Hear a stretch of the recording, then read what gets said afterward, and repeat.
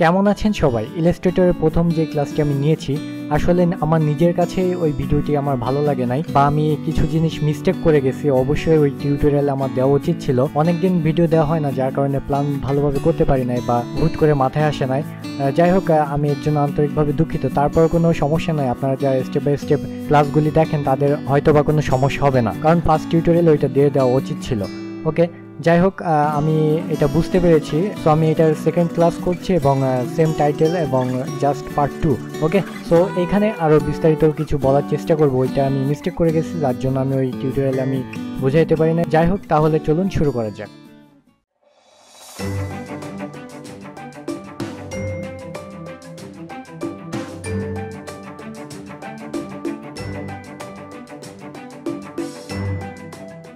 ওকে, first ইলাস্ট্রেটরে যাব। So এটা কেটে দিই। এখানে ফাইল নিউ, আর আপনারা তো জানেন যে এটা টুলবার, এটা সাইড বার। আর এখানে দেখুন, এখানে কিন্তু অপশান আসবে না। এখানে নিউ পেজ নেওয়ার পরে এই কন্ট্রোল প্যানেলটা আসবে। ওকে, সো এখানে যদি আমি মনে করি যে আমার এই টুলবারটা নাই, সো আমি এখানে কি করব, এখানে আমি টুলসে যাব, ডিফল্ট। এটা যদি উঠে যায় আমি এখানে টুলসে যাব, ডিফল্ট। ওকে, আর আগে টিউটোরিয়ালে আমি এসব বলে দিয়েছিলাম। সো এখানে আমি আর দেখাচ্ছি না, এখানে আমি নিউতে যাব, নিউ। ওকে, সো এখানে দেখুন, আমি যখন নিউতে যাচ্ছি, এখানে নিউতে আমার জাস্ট নিউ ডকুমেন্ট বা নিউ আর্টবোর্ডটা নেওয়ার জন্য আমার এখানে কিছু বাড়তি অপশান আছে যা ফটোশপে ছিল না। এখানে দেখুন, এখানে প্রিন্ট। ওকে, এই প্রিন্ট অপশানের মধ্যে আমাদের এখানে আছে লেটার সাইজ, লিগাল সাইজ, কিছু পেপার সাইজ এখানে দেওয়া আছে 3। ওকে, আমার লেটার ফিক্স থাকে। এখানে পয়েন্ট, আপনি এটা পয়েন্টে নিতে পারেন, পিকাসে নিতে পারেন, ইঞ্চিতে নিতে পারেন, মিলিমিটারে নিতে পারেন, সেন্টিমিটারে নিতে পারেন, পিক্সেলে নিতে পারেন, এটা আপনাদের ইচ্ছা। সো ইঞ্চিতেই নিব, এখানে 8.5 বা 11 ইঞ্চি। ওকে, আর ফটোশপে আমরা অনেক সময় বিজনেস কার্ড, ফ্লায়ার ইত্যাদি আমরা টেমপ্লেট তৈরি করেছিলাম। ওইখানে ব্লিড আমরা বাড়তি অ্যাড করে নিয়েছিলাম, যেটা অনেক প্রবলেম ফেস করে, অনেকে বোঝে না ওই সাইজটা বা ওই ডাইমেনশনটা। সো এই জন্য অনেকেই প্রবলেম ফেস করে। যাই হোক, কিন্তু এখানে কিন্তু ব্লিড অপশনটা আছে। ওকে, এখানে আপনার ব্লিড 0.25 দরকার, আপনারা জাস্ট এখানে 0.25 দিবেন, অটোমেটিক ও চারিপাশ থেকে নিয়ে নিবে। ওকে, সো এখানে ওকে দিলে আমার ব্লিড সহ আমার নিউ আর্টবোর্ডটা, এই দেখুন ব্লিড সহ নিউ আর্টবোর্ডটা চলে আসছে। ওকে, সো এই একটা গেল। আমার ফাইলে যাব, নিউ। এখানে আমি একটা জিনিসটা দেখিয়ে দিলাম। আর এখানে দেখুন, এখানে আছে নাম্বার অফ আর্টবোর্ড। অনেকগুলো ডিজাইন বা টেমপ্লেট একাধিক তৈরি করার দরকার হয়, যেমন 5টা বা 6টা। আমি ওকে দিব, আর্টবোর্ড। ওকে, এটাকেই আর্টবোর্ড বলে, এটাই আর্টবোর্ড। আমরা যেটা ডিজাইন করি বা যে এটা হোয়াইট, এটা আর্টবোর্ড বলে। ওকে, বা ওয়ার্ক স্পেস যাই বলুন আপনি, ডিজাইন স্পেস, এইটাই ঠিক আছে। আমার এখানে কিন্তু 6টা আর্টবোর্ড চলে আসছে, এখানে কিন্তু একটা না, এখানে 6টা আছে। ওকে, সো এটা হচ্ছে নাম্বার অফ আর্টবোর্ড। সো নিউতে যাব। এখানে দেখুন, এখানে আরও কিছু ডাইমেনশন আছে, শুধু প্রিন্ট না, এখানে আছে ওয়েব।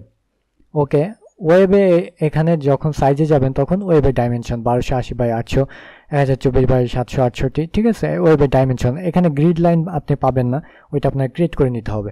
এখানে ওয়েব আমি দেখালাম। ডিভাইস, বিভিন্ন ডিভাইসের সাইজটা আপনি এখানে সেট করে ডিজাইন করতে পারবেন। ওকে, অটো।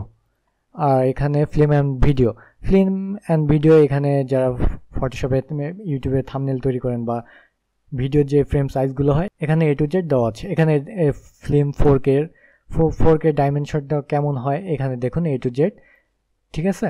এখানে কিন্তু এই ডাইমেনশনটা এখানে দিয়ে দিয়েছে।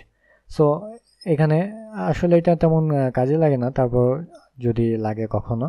এখানে বেসিক 8GB, আপনি এখানে 8GBতেও কাজ করতে পারবেন। ওকে, এটা শুধু CMYK তা না, এটা 8GB, কিন্তু ডিফল্ট হিসাবে এখানে CMYK থাকে।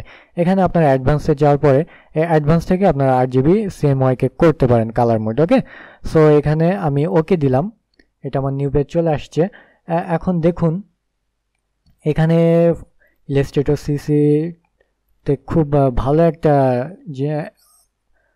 একটা অপশন অ্যাড করছে, new from template. Okay, so আমরা এইটা দেখি, নিউ ফ্রম টেমপ্লেটের কাজ কি। এখানে আমি ব্ল্যাঙ্ক টেমপ্লেটে ক্লিক করব। এরপরে দেখুন ব্যানার অ্যাডস। ওকে, ব্যানার অ্যাডসে আমি নিউতে ক্লিক করলাম। আমার মনে হয় না আমার আর কিছু বোঝানোর দরকার আছে। এইটা ব্যানারের ফুল ডাইমেনশন আছে এখানে। আর এখানে দেখুন এখানে কালার আছে 8 GB, CMYK কালার মোডে নাই, এখানে 8 GB। সো এটা ওয়েব প্রিন্ট ভার্সন। ওকে, আপনারা এখানে ডাইমেনশন দেখতে পাচ্ছেন, এটা সব ওয়েবের ব্যানার, ওয়েব ব্যানার। ওইখানে ওয়েব আছে যেহেতু, সো ওয়েব ব্যানার। ঠিক আছে, এই সাইজে সব ওয়েব ব্যানার হয়, ডিফল্ট এইসব সাইজে থাকে। ওকে, সো আমার বাড়তি ডাইমেনশন খুঁজে বের করার দরকার হচ্ছে না, ইলাস্ট্রেটর খুব সহজে টেমপ্লেটগুলো রেখে দিছে। এখানে ব্যানার অ্যান্ড প্রেজেন্টেশন, এখানে ব্যানার, এই যে ব্যানার এগুলা, আর এটা প্রেজেন্টেশন। ওকে, আরও অনেক টেমপ্লেট আছে, আমি দেখাচ্ছি স্টেপ বাই স্টেপ। এখানে বক্সেস। ওকে, এটা বক্স, ঠিক আছে, এটা চওড়া, এটা আর একটু বড় বক্স। এখানে এ টু জেড ডাইমেনশন আপনারা দেখতে পারবেন। এখানে রুলার আনেন, কন্ট্রোল R প্রেস করলে এখানে ইঞ্চিতে করে দেন। ঠিক আছে, এই যে ইঞ্চির মাপ, এখানে কতটুক কোনটা কতটুক, বা আপনি এইখান থেকে আপনি এইটা নিয়ে আপনি এই যে আমার ডিসপ্লেতে ওয়াইড হাইট শো করতেছে। ওকে, এটা আপনি এইভাবে দেখে নিতে পারেন। সো এটা বক্স, অনেকে আছে যে টেমপ্লেটটা খুঁজে পায় না বা কিভাবে একটি বক্স ডিজাইন করতে হয়, এটা আমি স্টেপ বাই স্টেপ দেখাবো। এটা না বুঝলে আমি অবশ্যই দেখাবো। জাস্ট আমি বললাম যে ইলাস্ট্রেটর এই টেমপ্লেটগুলো আপনার জন্য রেডি করে রাখছে। এরপর বশিউর, এই দেখুন আমরা বশিউর টেমপ্লেট অনেকে বানাইতে পারি না, এখানে খুব সহজে আপনি বশিউর টেমপ্লেট পেয়ে যাবেন। ওকে, ফাইল, এরপর ব্ল্যাঙ্ক টেমপ্লেট, এখানে বিজনেস কার্ড ইনভাইটেশন আছে। এই যে সিডি কেস, সিডি, এই দেখুন সিডি এর টেমপ্লেট কিভাবে তৈরি করতে হয় এখানে A to Z দেওয়া আছে। ওকে, এই যে ডাইমেনশন সহ A to Z দেওয়া আছে, এখানে আর তেমন কিছু দেখানো নাই। আর এখানে আরও অনেক কিছু আছে। ঠিক আছে, ওয়েবসাইট অ্যান্ড ডিভিডি মেনু, এখানে ওয়েবসাইট অ্যান্ড ডিভিডি মেনু আছে। এরপরে আরও আছে স্টেশনারি, এই যে স্টেশনারি, জাস্ট এটা ওইভাবে নাই। তারপর বেসিক কিছু আছে খুব ভালো করে রাখা। সো এরপরে আসি আমি একটা নিউ আর্টবোর্ড নিই বা নিউ পেজ। এখানে আমি লিখলাম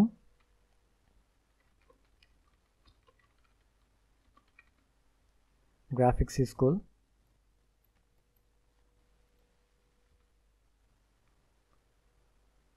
আমি ফন্ট নিলাম, যাই হোক আমি একটা করতেছি। এখন আমি ফাইল ওপেন, তো আপনারা সবাই বুঝেন, এইসব নিয়ে বোঝানোর কিছু নেই। ক্লোজ মানে ক্লোজ, সেভ একইভাবে সেভ, আমি ডেস্কটপে সেভ করি। নর্মালি এটা ফটোশপের মতনই, আমি ফটোশপে বিস্তারিত বুঝিয়েছিলাম। ঠিক আছে, আমি এটা সেভ করছি এআই ফাইলে। আর ক্লায়েন্ট অনেক সময় বলে যে এআই ফাইল দরকার, ইপিএস ফাইল দরকার। ঠিক আছে, সো এইটাই হচ্ছে এআই ফাইল। আপনি ফটোশপে ফাইল সেভ করলে যেমন পিএইচডি হয়, এটা হয় এআই ফাইল। ওকে, আর আপনি যদি আপনার ক্লায়েন্ট যদি চায় যে ইপিএস ফাইল, তখন আপনি এখানে সেম এই ফাইলটা সেভ অ্যাজ দিবেন এখানে, বা আপনি সেভ করলেই হয়ে যাবে ইপিএস। ওকে, ইপিএস সেভ। ওকে, এই যে এই ফাইলটা ইপিএস মোডে চলে আসছে। ওকে, সো এটাই হচ্ছে ইলাস্ট্রেটরের ফাইল ফরম্যাট হিসাবে সেভ করা। এখন ফাইলের কাজ দেখালাম, save and save as, AI ফাইলে সেভ হয়। পরবর্তীতে আপনি এআই ফাইলে থাকলে পরবর্তীতে আপনি এটা এডিট করতে পারবেন ফটোশপের মতন। ঠিক আছে, আর এখানে সেভ অ্যাজ টেমপ্লেট এইসব আর তেমন কিছুই নাই, সবই কমন। শেয়ার অ্যান্ড বেহান্স, আপনি তো এখান থেকে ডাইরেক্ট বেহান্সে শেয়ার করবেন না, সো ওইসব দেখে লাভ নেই। এখন আমি আপনাদের আরেকটা জিনিস বোঝাই, যে বেসিক যেটা, এইটা মনে করেন আপনার ক্লায়েন্ট আপনাকে বলছে যে এইভাবে ডিজাইন করো, আপনি এইভাবে ডিজাইন করছেন, এখন আপনার এই ফাইলটা প্রিন্ট রেডিভাবে দিবেন। সো এটা আপনি ফাইল সেভ অ্যাসে যাবেন, এরপরে পিডিএফ হিসেবে সেভ করবেন। ঠিক আছে, বা আপনার ক্লায়েন্ট বললো যে এআই ফাইল দাও বা ইপিএস ফাইল দাও, আমি পরে ওদের কাছে দিব, ওরা প্রিন্ট করে নেবে, পিডিএফে যাবে না। পিডিএফে গেলে তো ডিফল্ট হয়ে যাবে। তো আপনি এখানে দিবেন, কিন্তু আপনার ক্লায়েন্টের, আপনার মনে করেন ওপেন সেন্স ফন্ট আপনি ইউজ করছেন, আপনার ক্লায়েন্টের তো ওপেন সেন্স নাও থাকতে পারে, তাই না? সো আপনি এখানে অলওয়েজ একটা কাজ করবেন, আপনার যদি শেপ নেন, শেপে কোনো কাজ নাই, কিন্তু ফন্ট যদি যে কোনো টেক্সট ফন্ট যাই থাকুক না কেন, আপনি রাইট বাটনে ক্লিক করবেন, ক্রিয়েট আউটলাইন। ওকে, ক্রিয়েট আউটলাইন করে নেবেন, তাহলে আপনার এই ফন্টটা এটা আউটলাইন করে নিবে, এবং এটা ভেক্টর মোডে আছে। ঠিক আছে, এটা কোনো টেক্সট মোডে নাই এখন। সো এটা আউটলাইন করে নেবেন, এখানে কিন্তু ফন্ট আর এটা ফন্ট স্টাইল আপনি কিন্তু আর এডিট করতে পারবেন না। ঠিক আছে, একটা চলে আসবে।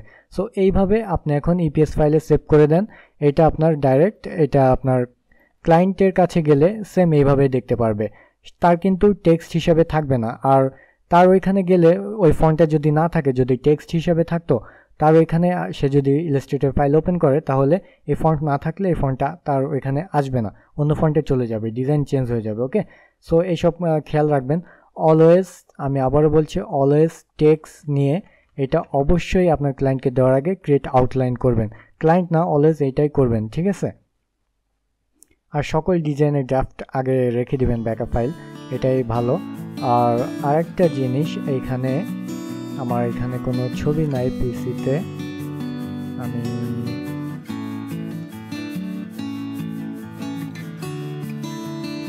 আমি অনলাইন থেকে একটা পিক নিয়ে আসি।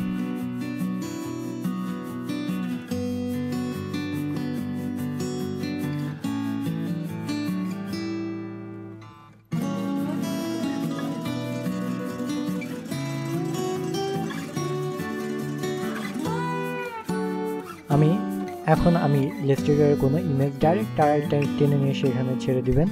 এটা কিন্তু আপনার জাস্ট এই ফাইলটা, ইমেজটা আপনি এখানে রেখে দিলেন। ওকে, এখন আপনি এই ফাইলটা সেভ করলেন বা আপনার ক্লায়েন্টকে পাঠাইলেন।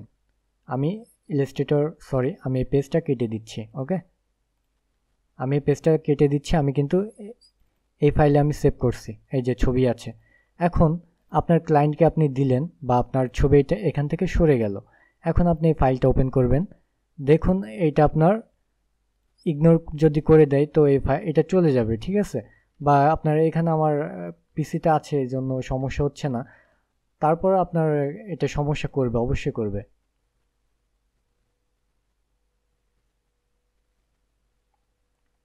এখানে দেখুন আমি যখন নিউ ওপেন করলাম তখন এটা আসতেছে। আমি যদি ইগনোর দেই তাহলে এই ছবিটাই চলে যাবে, এই যে এইভাবে আসতেছে। ওকে, এই হচ্ছে প্রবলেম। এই ইলাস্ট্রেটরে, ফটোশপে যেমন যে কোনো ছবি ফিক্সড হয়ে যায়, ওই টেমপ্লেটে অটো থেকে যায়, কিন্তু ইলাস্ট্রেটর কিন্তু এমন না। আপনি যদি কোনো ক্লায়েন্টের কাজ করেন তাহলে ওই ছবিটা গেল কোথায়, ছবিটা আপনি জাস্ট এই ছবিটা নিয়ে আপনি এখানে ইমবেড করে দিবেন। ওকে, ইমবেড করলে ফাইল সাইজ অনেক বড় হয়ে যায়। এটা লিঙ্কও করে দিতে পারেন, ওইগুলো পরে দেখাবো। জাস্ট আমি বলতেছি বেসিক স্টেপে এইগুলো কাজ অবশ্যই করবেন। ক্রিয়েট আউটলাইন করবেন এবং টেক্সট বা যদি কোনো ইমেজ থাকে অবশ্যই ইমবেড করে নেবেন। ওকে, সো এটাই আমি আবার বলছি যে টেক্সট থাকলে অবশ্যই এটাকে আউটলাইন করে দিবেন এবং আপনার ছবি অবশ্যই ইমবেড করে নেবেন, ঠিক আছে। যে কোনো ছবি আনার পরে এখানে ইমবেড করে দিবেন, তাহলে আপনার ক্লায়েন্টের কাছে আপনি যখন ফাইল দিবেন তখন এই ছবিটা এখানে থাকবে। আর যদি আপনি ইমবেড না করেন তাহলে কিন্তু এই ছবিটা থাকবে না। এটা হচ্ছে ইলাস্ট্রেটরে একটা অসুবিধা, যেটা ফটোশপে এমনটা নাই। যে কোনো ছবি এনে রাখলে ওটা থেকে যায়। ওকে, সো এই ছবি এভাবে এমবেড করলে ফাইল সাইজ একটু বড় হয়ে যায়, আর কিছুই না। তারপর এই কাজগুলো আপনি অবশ্যই করবেন। আর এখানে দেখুন একটা লেয়ারের মধ্যে ইমেজ, এই যে ইমেজ আই অন অফ করলাম, এই যে এই গ্রুপ, এইটা আপনি এখানে ডবল ক্লিক করে এটা রিনেম করে আপনি লিখতে পারেন। এখানে নিউ লেয়ার অ্যাড করতে পারেন, ডিলিট করতে পারেন, ঠিক আছে। এই সবই ফটোশপের মতন। তারপরও আমরা বেসিক কিছু শিখলাম। আর এখানে আনডু রিডু তেমন কোনো কাজ নেই, আর এখানে অনেক কাজ আছে, ওইটা আমরা স্টেপ বাই স্টেপ শিখব। আর এখানে সবই সেম, যারা আমার ফটোশপে ক্লাস করেছেন তারা অবশ্যই জানবেন যে টেক্সট এইসব। আর এখানে মুভ টুল দিয়ে সব কাজ করতে হয়। এখানে copy, control C, control V paste, এবং আনডু কন্ট্রোল শিফট জেড, ঠিক আছে। কন্ট্রোল শিফট জেড দিলে এখানে রিডু হয় এবং আনডু হয়। এখানে কন্ট্রোল জেড দিলে আনডু হয় এবং রিডু হয় control shift Z. Okay, control shift জেডে রিডু, কন্ট্রোল জেডে আনডু। ওকে, এইসব জিনিস মাথায় রাখবেন। আর কালার প্যালেট তো এখানে আছে, ঠিক আছে, এখানে কালার। আর এইসব নিয়ে আরও অনেক কিছু আছে, আমি স্টেপ বাই স্টেপ দেখাবো। এটা জাস্ট বেসিক আমি বুঝালাম যে নিউ টেমপ্লেটে আর্টবোর্ড কিছু আছে, আর্টবোর্ড অনেকগুলো নিতে পারবেন এবং আপনি কিছু টেমপ্লেট পাবেন, এবং আপনার এই ফন্ট অবশ্যই আউটলাইন করে নিতে হবে এবং এইটা অবশ্যই এমবেড করে নিতে হবে। এইটা হচ্ছে আপনার বেসিক লেভেল। এর পরের ক্লাস থেকে আমরা টুলবারের কাজ শিখবো স্টেপ বাই স্টেপ। ওকে, টুলবারের কাজ স্টেপ বাই স্টেপ শিখে আমরা ইলাস্ট্রেটর ইনশাল্লাহ 1 মাসের মধ্যে কমপ্লিট করার চেষ্টা করব, কারণ এরপরে আমরা ওয়েব টেমপ্লেটে চলে যাব। ওয়েব টেমপ্লেটটা না শুধু, এটা ফুল ইউআই ডিজাইনে আমি A to Z দেখাবো। তো এইগুলো অনেকগুলো টিউটোরিয়াল হয়ে যাবে, আর ওইটা আমি বেসিক থেকে অ্যাডভান্স লেভেল পর্যন্ত দেখাবো। তাই আমি চাচ্ছি যে 1 মাসের মধ্যে ইলাস্ট্রেটরটা কমপ্লিট করে দিব। ওকে, সো আজকের টিউটোরিয়াল এখানে শেষ করছি। আমার এই ভিডিওটি যদি ভালো লেগে থাকে অবশ্যই লাইক কমেন্ট শেয়ার করতে ভুলবেন না, আর পরবর্তী ভিডিওটি পাওয়ার জন্য অবশ্যই চ্যানেলটি সাবস্ক্রাইব করতে ভুলবেন না। সকলে ভালো থাকবেন, আল্লাহ হাফেজ।